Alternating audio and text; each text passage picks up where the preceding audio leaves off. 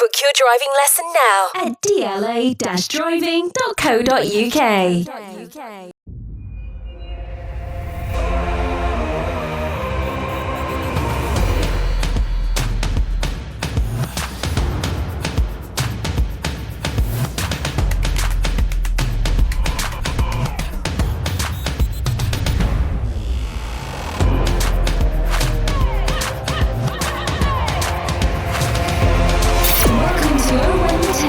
Sponsored by DLA Driving Schools. Hello and welcome to Over in the Town. I still can't believe it. We're doing a Premier League podcast still. It's ridiculous. Sorry we weren't here last week. Lots going on. We'll tell you about that when we get going.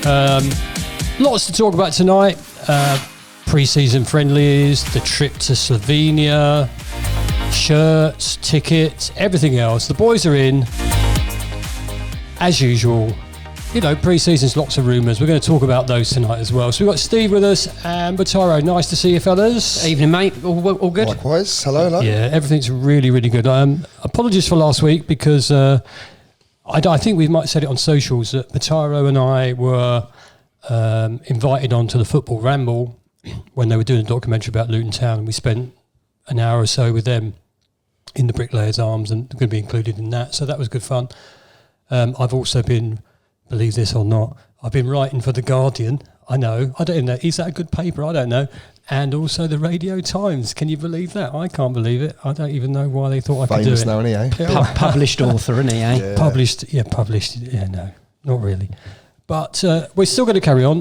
Next week, obviously, it's the week before the season. So we're just going to talk about what we've seen and what we've been to and what we've seen online.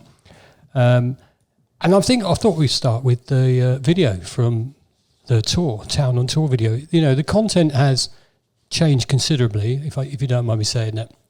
And I think we all know why, and everybody who watches the podcast would know why that's happened. What did you think of the video, Batari? I thought it was brilliant. I don't feel like we've had an insight to maybe pre-season like that, maybe ever. I don't know about you, gents. You might have seen something, but I haven't. I've never seen anything like it. It's good to, sit down. Obviously, I watched it on a Sunday night, had a few beers, 30 minutes long. I thought, oh, lovely, nothing on TV, because we watch normal TV anyway. But yeah, anyway, it was really, really, really good. And like you say, it showed a lot within the club. So, had personalities as well. I'm glad you said personality, Steve. I was thinking that it did show a real togetherness with the squad. Yeah, I think obviously one of the main things about these is, the team bonding and gelling together and, getting to know each other, etc. And I think they almost sort of let us in, didn't they, with the level of content and how deeply they went into it. It was just great to see that level, getting to know, what's been going on, how it works, like turning up late, you get a fine or you got to sing a song or something like that. Getting the river, was it? Yeah, exactly. So, no, I think it's just good. It makes you feel even more part of the club when you get that level of access. It was I know I've got a bias, obviously, but I know it was a brilliant video. The new boys just seem to fit in, Bataro. Well, I think the first one, was it Mads Anderson, maybe one of the first, him and Ogbene? I think they've had about a month now, haven't they? 3 to 4 weeks, obviously more settled in. But yeah, like you say, they all look quite comfortable. They've all spoke very highly of each other. I don't think, of course you're not going to hear a bad word, but they look like Luton characters. And that's what we're going to see, I think. We're going to feel that as well. The energy from everyone. It's looking good. It's looking very, very good. It's just all part of the recruitment again. I know we just bang on about it endlessly, but it's so true. It's not just how good are you, how fit are you, what is your character, what sort of person are you? And, when you got sort of people like Pelly and probably a dozen others that sort of take on that mantle, it's only going to be like a good environment, isn't it? Yeah, and were you surprised about the level of analytics they go on with those coaches? The coaches were really specific about what they were doing and why they were doing it. The runs, getting the fatigue in and things like that. Yeah, no, of course. It makes sense as well. And it's Premier League now as well. They know what they're doing. These guys are, I think we mentioned it, I think we touched on it last week maybe, the week before, sorry. We were on about, obviously like lower down the leagues, do you have like a level of sort of like, what's the word? Staffing. That's it, level of staffing, sorry. And we obviously we went on to touch on like maybe they don't have as many people to do certain jobs, but these guys have always got specific jobs now to do. and they're so detailed in their specific field, the area, that it's going to go a lot deeper than what we think it is. But no, it's brilliant. It's the level of analysis, they're down to when someone is just running on fumes, when they're likely to pick up an injury and stuff like that. I mean, I remember Nathan Jones, he said about a player, who's the guy that got promoted within the coaching, Alan... Oh, Sheehan? No. McCormack. He said he couldn't play 3 games in an 8 or 9 day period. Yeah.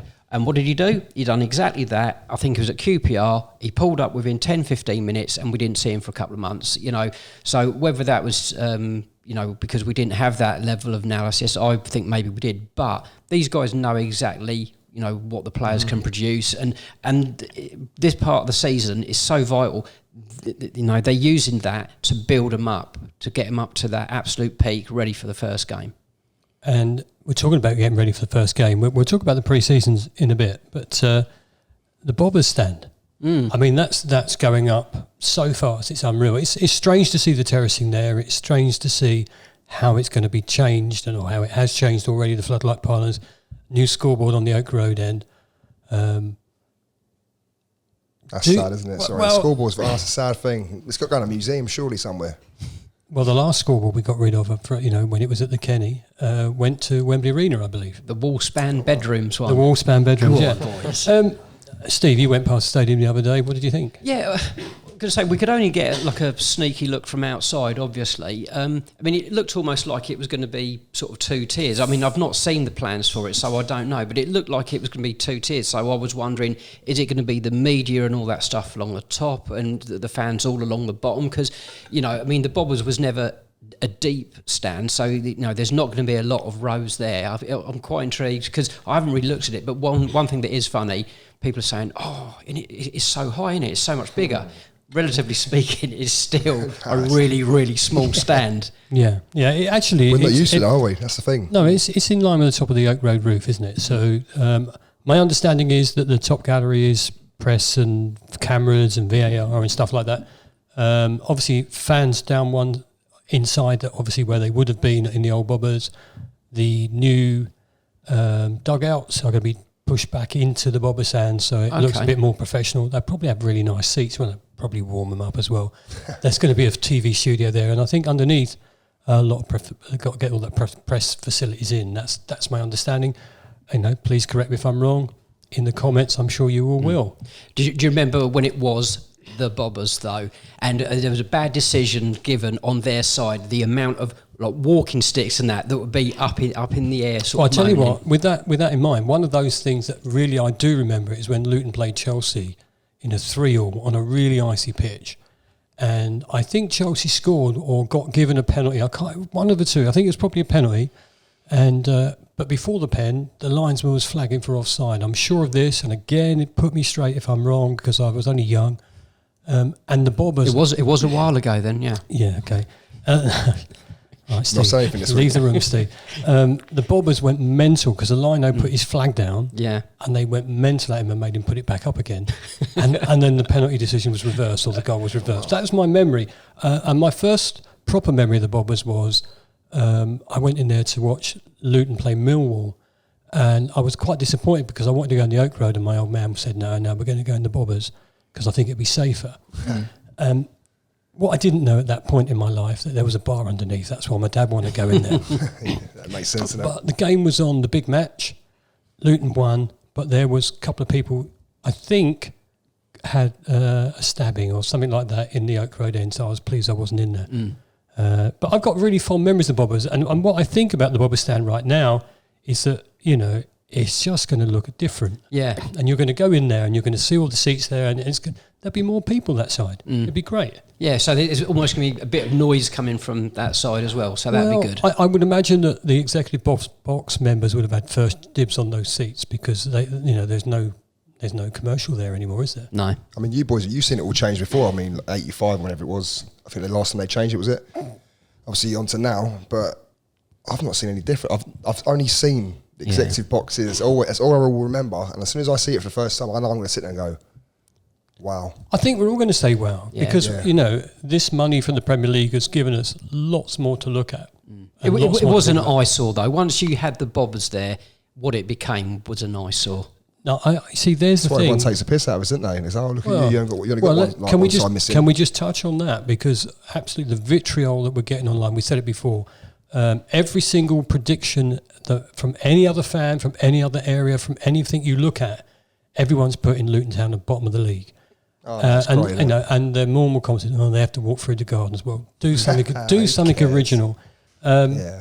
Let's just smile at it, though, because it's not going to go away. People are ignorant. You know, everyone in and around Luton knows what the score is, so let's just smile and let them carry on with it. Yeah. Like I say, the more people slate it and the more you see, like, you know, finishing in 20th place and whatever else, I'm just sitting there going, I'm smiling because I'm going, do you know what? That's great, because I know we can do something. And if we can, you know, it is what it is. I mean, but it's going to cause a few faces to go upside down. So yeah, Luton have been their best over the last 10, 15 years when there's been an injustice. You know, whether it's an isolated incident in a game or, you know, sending off or what have you. When we feel we've been cheated or ripped off, that is when the players go up a notch, the fans go up a notch. So with that level of intensity, you know, say we're not going to be cut adrift. No, you're Absolutely right. not. Sorry, Dave. Before we touch on it, I'm about to say, I've had so many people in the last sort of 3-4 days going, oh, you lot, you know, you're fucked and all this sort of stuff, right? That was meant to be a Northern accent. Some Northern did say the other day, but you know, being polite anyway. But no, look, everyone's ripping me, saying you're not going to survive. This is the Premier League. This is this. You need to go and spend X amount of million. Why? Where's this whole logic come from? Does financials matter all the time today? Does money speaks? Yes, money, of course it talks, but So does shrewd recruitment, though. yeah, exactly. And look, and last season we go, oh, you need to sign Premier League players. We are signing Premier League players because last season we apparently signed League One players. And look at us, we're in the Premier League. So all those people that are saying that, go get in your hole and shut up. That's what I would say to them. If you look at the clubs that we may have to compete against to stay in that league, the first one that springs to mind right now is Wolves. They're being stuffed by financial fair play, aren't they? Yeah. Sheffield United. Because Sheffield United don't seem to be doing an awful lot. I don't know what's going on there. They've but just lost their best player as well. Yeah. Enjoy. Yeah, I can say I don't know how happy they're going to be with their activity. So there are clubs that particularly could be on our level. I mean, let's be honest, we were in the same division as Sheffield United last year, and we're in the same division as Burnley, and we gave them both great games. We was, you know, not that far off of Bournemouth the year before. So I'm not worried about it. I think what will be will be. I genuinely think we might stay up. I really do. I genuinely think that. Of course. But do you think why can't you? Why can't we say that? Obviously, a lot from the Championship, it's jealousy, isn't it? Yeah. Yeah. Oh, yeah. You still. Oh, you know, Luton are crap. They sort of kick their way through it. Fine. Whatever. Is it too early to judge our squad on pre-season games, Pataro? Oh, I mean, it's way too early. It's they're going to be nowhere near the levels or the match sharpness as such. Nowhere near. But look, we've had a couple of friendlies or so. I mean, I don't know about you boys, but I don't look at anything like that. It is a massive irrelevance. Exactly. People going, oh, he didn't do too well the other night, this and that, and scored 2 against so-and-so because they're a championship club or a League One, just come up. It's like, hang on a minute, what? Yeah. People that say that are usually the people that support Premier League teams, sitting with their Sky Sports season pass, you know what I'm saying? They're going to take things from the games, the coaches are, how they defend, how, with and without the ball and all that. They'll take isolated incidents, but by and large, I've seen loads of pre-season friendlies over the year. Come the first game, it is totally different, because you haven't got that intensity. You're concerned about getting injured. You're not up to speed with it. So it's just an irrelevance. It really is. Yeah, Dave, I've got a quick question for you. Let's see how good your memory is. Okay. The season we won the conference, that's a different level. Doesn't really matter, but... Wait a moment. Okay, I'm with you. Yeah. Loading. But no, I mean, I don't know if you remember the pre-season at all.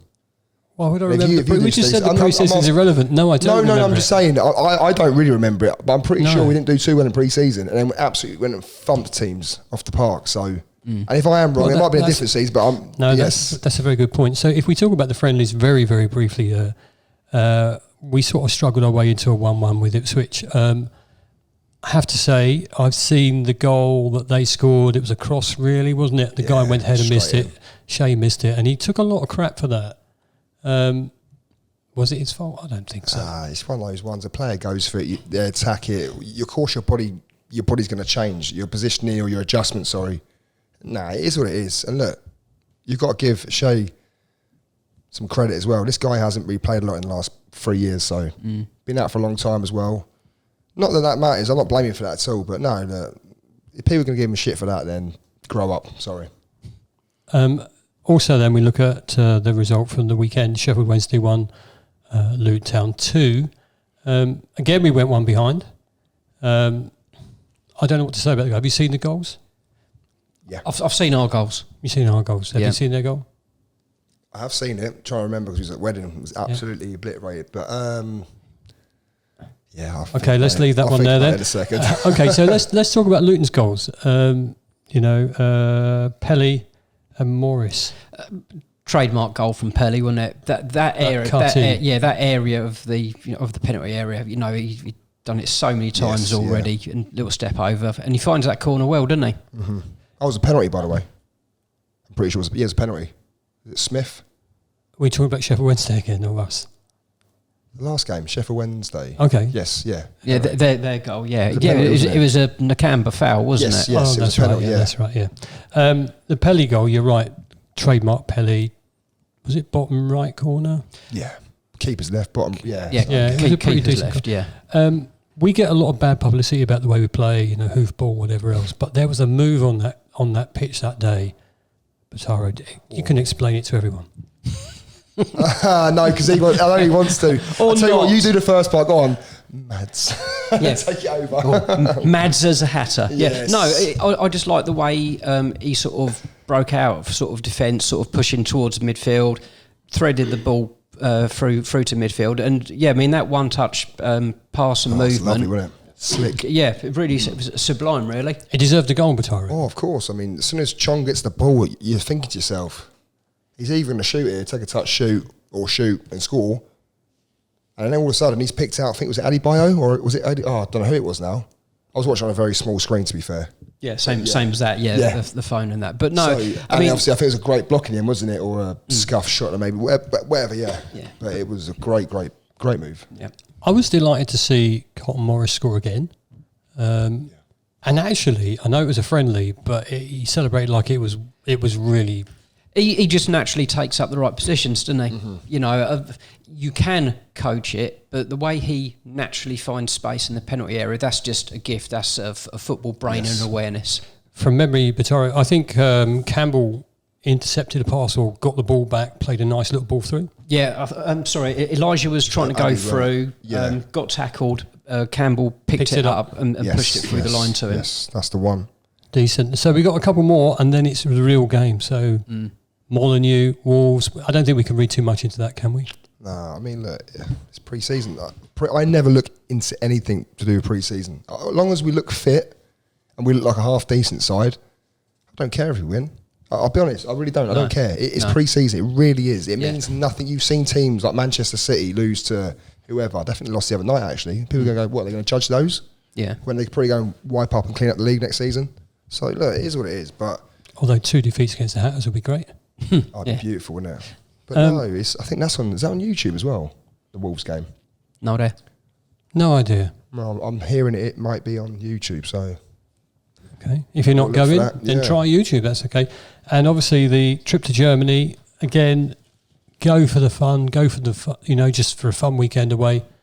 But it's about fitness, isn't it? It's about getting your game plan ready and about fitness and playing together. 2 games in Germany, though, isn't it, back to back? So that'll be interesting. Yeah, they're going to do 2 games. Right, brilliant. So I think you'll see both sides of the squad playing. Yeah. It's a difficult question again because we haven't been there live at the moment. Sorry, fellas, but we've had loads of other things on. Any players caught your eye so far? I mean, you mean performance-wise, or do you mean just in general? Yeah, just in general with our team. I just think the last few signings we've made are ridiculously good. Ryan Giles, this guy as well. I'm sorry, best left wing back in the Championship for starters. But we've sort of upset Middlesbrough supporters there, haven't we? Let's be fair. Oh, yeah, but let's face it, he's only a B team player, so never mind. But look, we're making some real good business as well. But when you say about catching your eye, Chong, he looks very fit in the videos that I've seen. He seems keen to get on the ball. Yes. You know, we need and someone like that, don't we? because as we evolve, we're going to go away from the very happy to have the ball, very little. You know, we've got to evolve away from that. I would anticipate. He seems very happy to be on the ball, get hold of the ball. Ryan Giles apparently he created more goals and chances and assists in the whole of the championship last year. Well, that's why he's the best. That's why he's the best. Yeah. So I'm happy with that. Kabore. Oh, see, look at that response, Batara. Why do you do that? You obviously know well of him. Yeah, he played for Marseille last year. This guy's rapid, man. This guy, honestly, you see it the weekend, you see it, the highlights and whatever else, and this guy's pace, man. Everyone just had to keep like cleaning him out. They just took him out every single time, pretty much. I think the thing that's exciting about these sort of two signings that we've spoken about is such an important position for the way we play. Yes, you know, the way we attack and sort of transition and turn the ball over, etc. They're two really, really important, and you know they're stacked with pace and power now. Pure pace as well. It is literally. I'm telling you, this Kabore as well. But I'm not too sure if there's any quicker than him. He's electric. Yeah. Well, I'm definitely looking forward to seeing them in real game environment. But again, I think it could be 6 or 7 games before it settles down and we get that genuine rhythm that we're gonna look to achieve. But yeah, it's exciting because we've got a lot of pace coming into the side now. People willing to get on the ball, and if there's good pass and movement, what's to say we're not going to really upset teams? I mean, what about Dave? Come on, what's your opinion? Because I want to hear you. I want to hear what your thoughts on these players are, and have you seen any of them play, or have you just sort of? I'll tell you what I think. As an older fan, I can't believe how much money we've spent. Yeah, I know. Literally, we've got lots more than we've ever had before, and if you're going to try and stay up, you've got to spend a few quid. But according to transfermarket.co.uk, we spent like £16.95 million, and no one really knows how much we've actually spent apart from the club itself.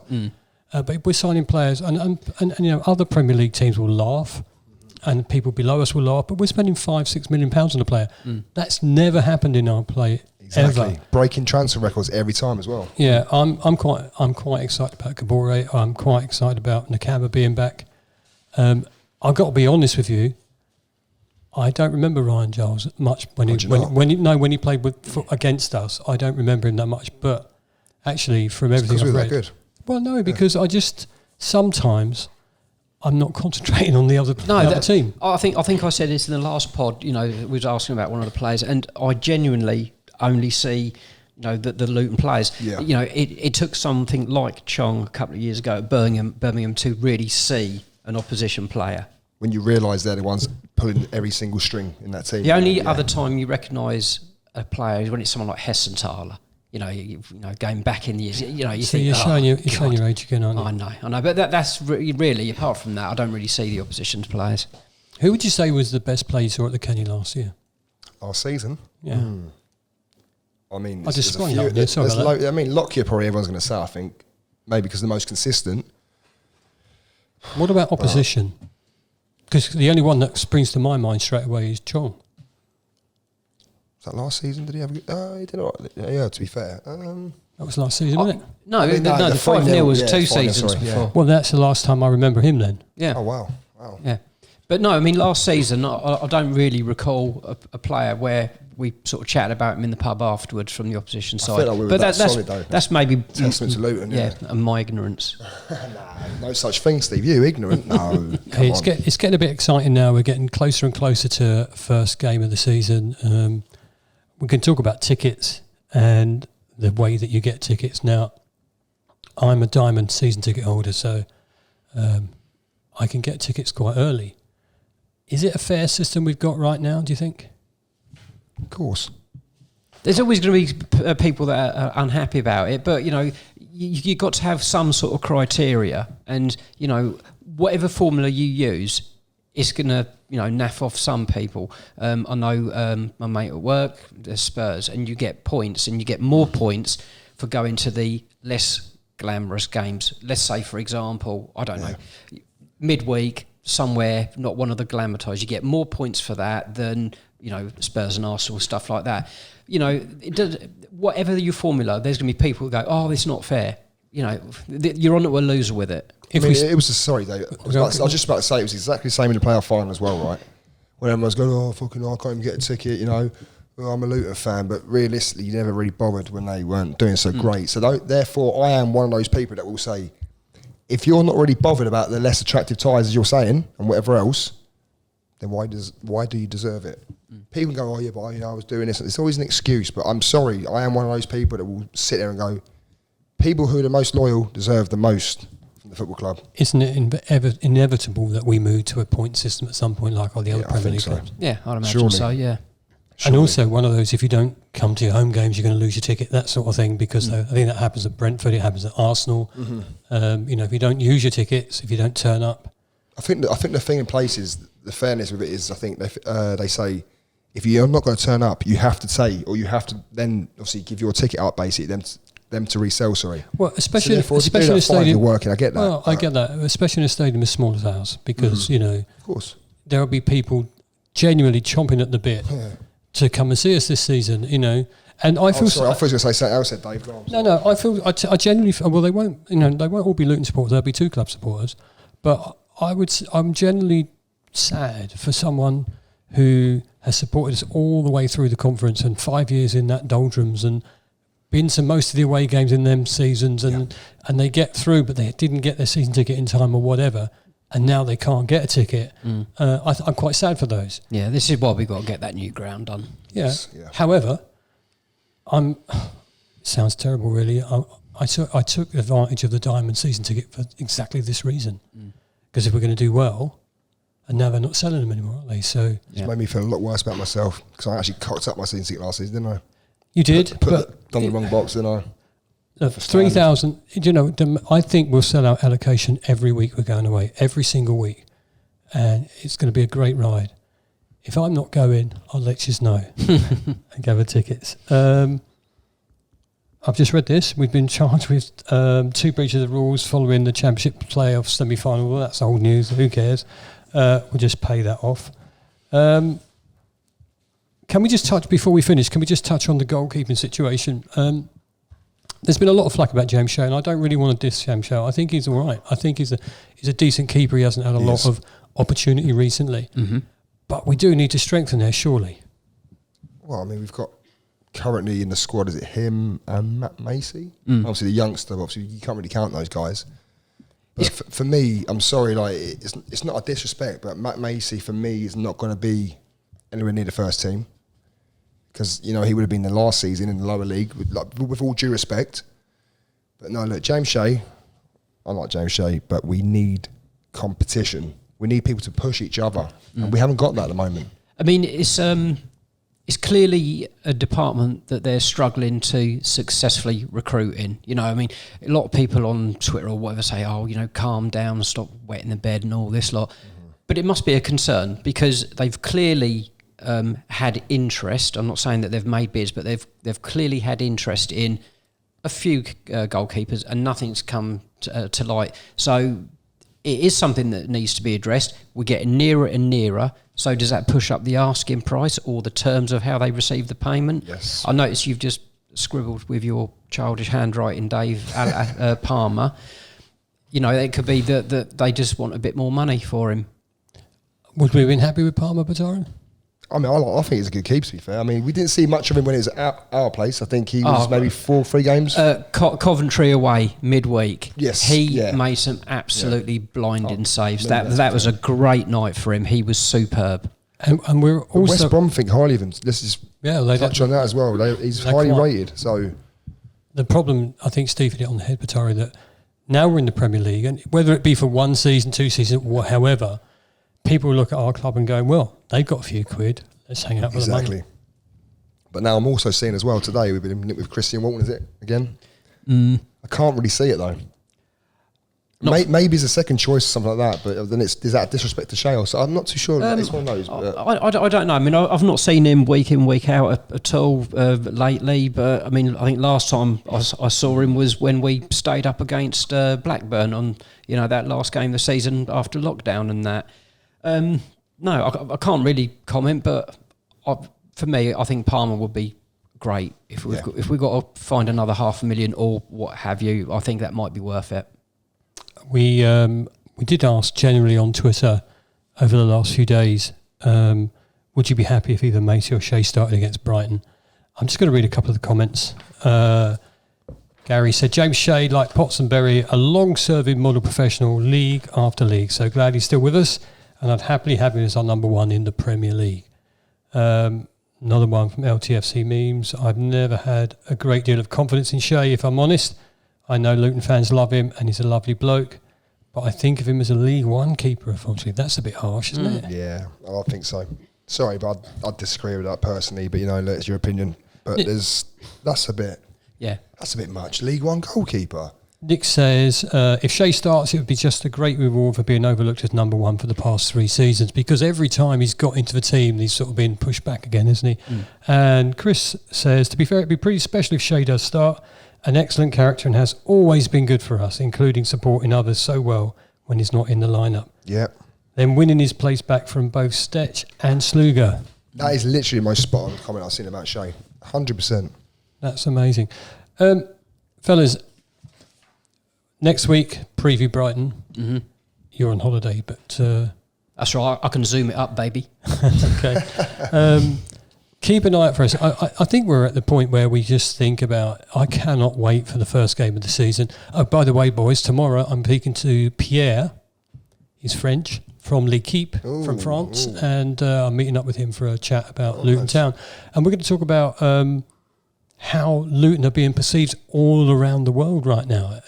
Have you found that you've seen more people from around the world going, I like Luton Town. I used to do them on Football Manager or whatever. Maybe they've seen our beautiful new away kit. Oh, we didn't talk about that. No, we didn't. I thought I'd pop it in there, Dave. So much. Oh, well, do you know what? Do you know, this is my birthday. Slacking here, Dave. Boys, come on. Listen, it was my birthday the other week, and I know the orange one's been pre-ordered for me. And then the white one came out, and you was like, I need another one. Yeah, and I was hoping that one, because I haven't had my present from you two yet, I was hoping you might do that. Oh, well, I'm sure we can maybe put £5 or something towards it. Dave, we tolerate you at best. The white kit's awesome, isn't it? Oh, it's fantastic. What if it could have been like your old rugby shirt at school, where you could turn it inside out, and then it was the other one? That way you'd only have to buy one. Right, Steve, you can stop talking now. That's Didn't England silly. do that kit as well? In 2004 was that a training kit? I don't know, but yeah. No, but no, they're beautiful. The orange one and the white one, absolutely tremendous, and can't wait for them to turn up. I'm more in love with the white one though. It's beautiful, that white kit. Yeah, it's beautiful. It is beautiful, but my favourite kit is the one I remember Ricky and David Moss playing in, the three Admiral kit. Yeah, it was beautiful. Hopefully at one point, retro will go that way, Gary Sweet, if you're listening. That would be cool. Look, we've got lots more to talk about as the season gets bigger and bigger and bigger. Obviously, we're going to come out. It may not be a Monday podcast record. It might be whenever we're playing, the day after. So we might be a day late with stuff. But keep interacting. Keep letting us know what you're thinking about the pod. Everyone who's supported us has been brilliant. We're carrying on. It's been fantastic. I cannot wait for the Brighton game. I just can't wait. And I can't wait to talk about it afterwards. No, win, lose or draw, I don't care. It's going to be historical. Just make sure you don't get so bladdered that you've got to make up what you think happened. Yeah, well, I am going on the train. I don't know if that's the right thing to do, and I will be drinking loads. Well, I think problems on the train? I don't care. There's taxis. It'll work itself out. Listen, thank you very much for listening, for being part of us for the last 5 seasons, and we'll see you soon. Thanks for listening. Thank you. See you guys. Take care.